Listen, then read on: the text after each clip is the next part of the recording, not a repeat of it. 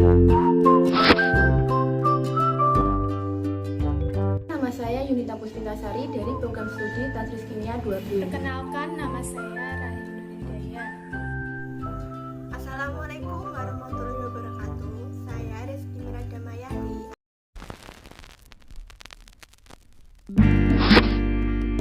Nah, di sini saya akan menjelaskan mengenai peraturan dan tingkah laku di dalam kelas. Nah, peraturan dan tingkah laku dalam kelas ini sangat penting dibutuhkan untuk menjaga agar kelas itu tetap nyaman dan kondusif, dan untuk mempererat hubungan antara siswa dan guru. Nah, biasanya peraturan ini dibuat pada saat awal-awal memasuki kelas. Nah, Everson dan Emmer menyarankan prosedur untuk minggu-minggu pertama masuk di dalam kelas. Yang pertama adalah sisihkan beberapa waktu pada hari-hari pertama atau pada pertemuan pertama di kelas untuk membicarakan aturan-aturan. Nah, yang kedua, beritahukan pada siswa mengenai tata cara tersebut secara sesistematis mungkin. Nah, yang ketiga, beritahukan prosedur atau tata cara seperti yang dibutuhkan oleh siswa-siswa untuk menghadapi aspek-aspek khusus dalam kelas sehari-hari. Nah, yang keempat, libatkan anak dalam tugas-tugas yang mudah dan pujilah keberhasilan mereka pada saat awal-awal memasuki kelas. Nah, yang kelima, gunakan kegiatan-kegiatan hanya dengan memusatkan seluruh kelompok atau yang memerlukan prosedur secara sederhana, paling sedikit beberapa hari pada saat awal-awal memasuki kelas. Nah, yang terakhir atau yang keenam, jangan mengasumsikan siswa jika mereka mengerti bagaimana pelaksanaan prosedur atau tata cara dalam satu kali percobaan. Aspek pendekatan yang digunakan oleh Everson dan Emmer untuk merumuskan sistem pengelolaan yang efektif adalah dengan mengembangkan tanggung jawab siswa atau accountability. Nah, fase tersebut meliputi 4 macam tingkah laku. Yang pertama adalah komunikasikan tugas sehingga siswa tahu secara tepat apa yang harus dilakukan dan bagaimana cara mengerjakannya. Yang kedua adalah monitoring pekerjaan siswa dengan cara berkeliling dalam siswa dan mengecek perkembangan setiap siswa. Nah, yang ketiga adalah periksa pekerjaan siswa untuk memberikan umpan balik terhadap pekerjaan siswa dan untuk memperbaiki tugas yang akan datang. Nah, yang keempat adalah berikan umpan balik dengan cara mengembalikan pekerjaan siswa secepat mungkin.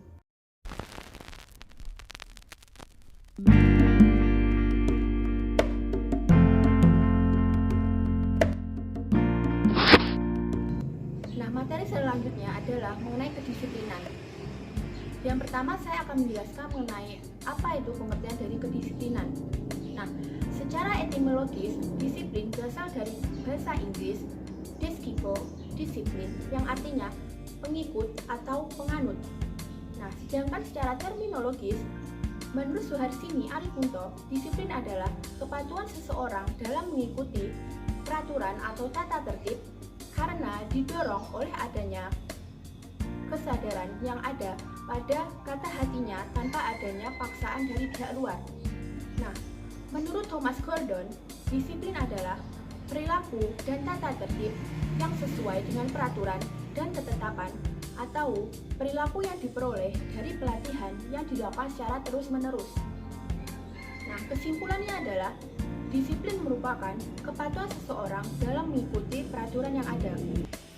Nah, selanjutnya saya akan menjelaskan mengenai tujuan dari kedisiplinan. Nah, menurut Charles Kiefer, tujuan kedisiplinan itu ada 2 macam. Yang pertama adalah tujuan jangka pendek. Nah, tujuan jangka pendek ini adalah membuat anak-anak terlatih dan terkontrol dengan mengajarkan mereka bentuk-bentuk tingkah laku yang pantas dan yang tidak pantas atau masih asing bagi mereka. Nah, yang kedua adalah tujuan jangka panjang adalah perkembangan pengendalian diri sendiri dan pengaruh diri sendiri atau self-control dan self-direction, yaitu dalam hal mana anak dapat mengarahkan diri sendiri tanpa pengaruh dan pengendalian dari luar. Selanjutnya adalah jenis-jenis kedisiplinan. J.R. Terry mengatakan bahwa jenis-jenis untuk menciptakan suatu kedisiplinan itu terdapat bermacam. Yang pertama adalah self-imposed discipline dan yang kedua adalah common discipline. Nah, self-imposed discipline ini terjadi karena anak melakukan sebuah kedisiplinan itu atas dasar kerelaan tanpa adanya sebuah paksaan. Nah, yang kedua adalah komen disiplin. Nah, komen disiplin ini kedisiplinan yang timbul karena adanya paksaan, perintah, atau hukuman dari orang lain. Nah, materi selanjutnya adalah cara menanamkan kedisiplinan. Nah, cara menanamkan kedisiplinan ini terdapat 3 konsep. Yang pertama adalah berdasarkan konsep otoriter. Nah, di sini anak dituntut untuk terus patuh terhadap guru. Nah, guru di sini bebas menekan anak sehingga anak nanti merasakan adanya rasa takut. Nah, sehingga anak tersebut jika tidak ingin mendapatkan tekanan dan rasa takut tersebut, maka anak harus disiplin. Nah, selanjutnya adalah yang kedua, berdasarkan konsep permisif. Nah, konsep permisif di sini anak dibebaskan melakukan perilaku apa saja, asalkan menurut anak tersebut perilaku tersebut adalah hal yang baik. Nah, yang ketiga adalah berdasarkan konsep kebebasan yang terkendali atau kebebasan yang bertanggung jawab. Nah, di sini anak bebas melakukan perilaku apa saja, tetapi tidak boleh menyalahgunakan kebebasan tersebut. Nah, jika perilaku anak nanti mengarah ke hal yang destruktif, maka seorang guru harus dapat mengarahkan anak tersebut ke hal yang lebih konstruktif.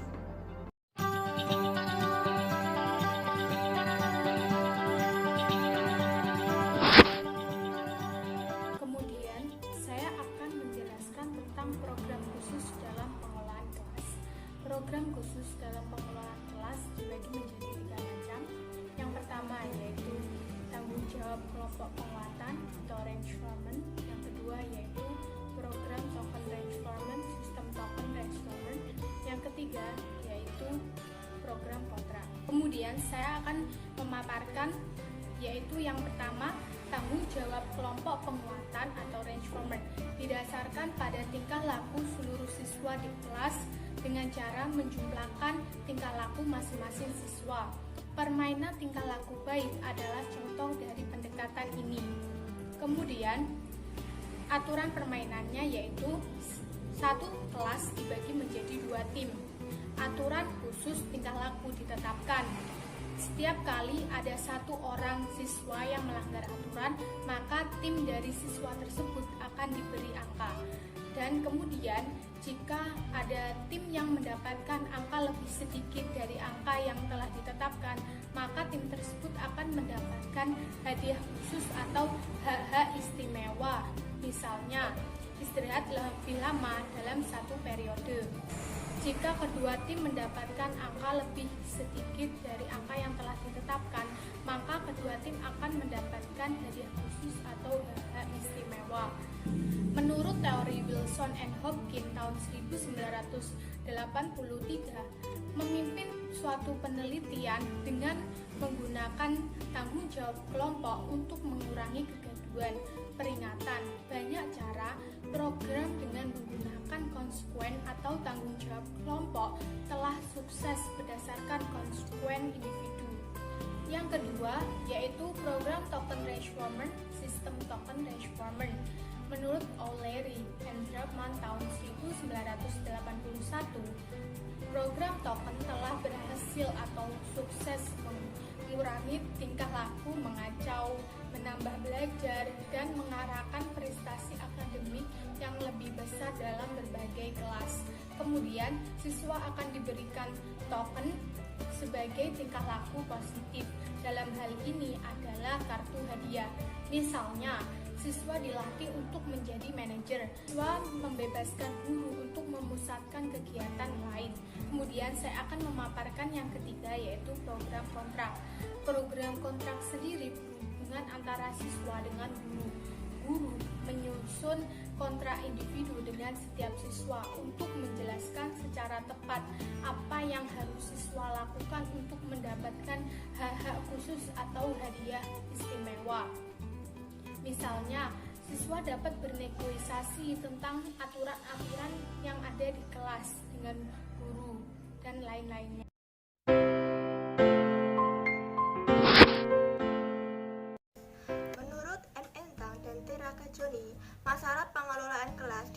menjadi dua, yaitu masalah individu dan masalah kelompok. Masalah individu akan muncul karena dalam setiap individu ingin diterima dalam kelompok dan ingin mencari harga diri. Karena kebutuhan ini tidak dapat terpenuhi melalui cara-cara yang wajar, maka individu tersebut akan berusaha mendapatkannya dengan cara-cara yang tidak baik. Untuk yang pertama, saya akan membahas tentang masalah individual. Menurut Rudolf Drekus dan Kessel yang dikutip oleh M. Entang dan T. Raccagioni, mengelompokkannya menjadi 4, yaitu attention getting behaviors atau tingkah laku yang ingin mendapatkan perhatian orang lain, power seeking behaviors atau tingkah laku yang ingin menunjukkan kekuatan, revenge seeking behaviors atau tingkah laku yang bertujuan menyakiti orang lain, dan passive behaviors atau peragaan ketidakmampuan. Yang kedua yaitu masalah kelompok. Menurut Louis V. Johnson dan Mary Ebony mengemukakan 7 kategori masalah kelompok dalam pengelolaan kelas. Yaitu kelas kurang kohesif, yang kedua kelas mereaksi negatif terhadap salah seorang anggotanya, yang ketiga penyimpangan dari norma-norma tingkah laku yang telah disepakati sebelumnya, yang keempat membesarkan hati anggota kelas yang justru melanggar norma kelompok, yang kelima kelompok cenderung mudah dialihkan dari tugas yang tengah digarap, yang keenam semangat kerja rendah, dan yang terakhir kelas kurang menyesuaikan diri dengan keadaan baru. Beberapa model penyelesaian masalah. Yang pertama yaitu penyelesaian masalah menurut Lawrence Shannes. Shannes adalah seorang guru besar ekonomi yang mengemukakan tahap-tahap penyelesaian masalah dalam pengajaran ekonomi. Ia mengemukakan 3 tahap proses penyelesaian masalah, yaitu tahap motivasi, tahap pengembangan, dan tahap kulminasi. Yang kedua yaitu penyelesaian masalah menurut David Johnson dan Johnson. Penyelesaian masalah menurut David Johnson dan Johnson dilakukan melalui kelompok. Suatu isu yang berkaitan dengan pokok bahasan dalam pelajaran diberikan kepada siswa untuk diselesaikan. Masalah yang dipilih mempunyai sifat konflik isu atau kontroversial. Misalnya dianggap penting atau important, urgent, dan dapat diselesaikan. Bahkan bahan ini dapat diambil dari clipping atau peristiwa-peristiwa di sekitar siswa. Prosedur penyelesaiannya dilakukan sebagai berikut. Yang pertama yaitu mendefinisikan masalah, yang kedua yaitu mendiagnosis masalah, yang ketiga yaitu merumuskan alternatif strategi, yang keempat menentukan dan menetapkan strategi, dan yang terakhir yaitu mengevaluasi keberhasilan strategi. Nah, yang ketiga yaitu penyelesaian masalah menurut John Dewey. Menurut John Dewey, ini ada 4 penyelesaian masalah, yaitu merumuskan dan menegaskan masalah, yang kedua mencari fakta pendukung dan merumuskan hipotesis, yang ketiga yaitu mengevaluasi alternatif pemecahan yang dikembangkan, yang keempat yaitu mengadakan pengujian alternatif pemecahan yang terpilih. Selain cara dan model penyelesaian masalah dari ketiga tokoh tersebut, guru juga mempunyai peranan penting untuk menyelesaikan masalah-masalah di kelas. Karena itu, guru harus memiliki kemampuan dasar yang meliputi kemampuan menguasai bahan yang terdiri dari menguasai bahan bidang studi dan kurikulum sekolah, menguasai bahan pendalaman atau aplikasi bidang studi. Yang kedua yaitu kemampuan mengelola program belajar mengajar yang terdiri dari merumuskan tujuan instruksional, mengenal dan dapat menggunakan metode mengajar, menyusun dan memilih prosedur instruksional yang tepat, melaksanakan program belajar mengajar, mengenal kemampuan anak didik, merencanakan dan melaksanakan pengajaran remedi. Yang ketiga yaitu kemampuan mengelola kelas dengan pengalaman belajar yang meliputi mengatur tata ruang kelas untuk pengajaran, menciptakan iklim belajar mengajar yang serasi. Yang terakhir yaitu kemampuan menggunakan media atau sumber dengan pengalaman belajar yang meliputi mengenal, memilih, dan menggunakan media, membuat alat-alat bantu pelajaran sederhana, menggunakan dan mengelola laboratorium dalam rangka proses belajar, mengembangkan laboratorium menggunakan laboratorium dalam proses belajar mengajar.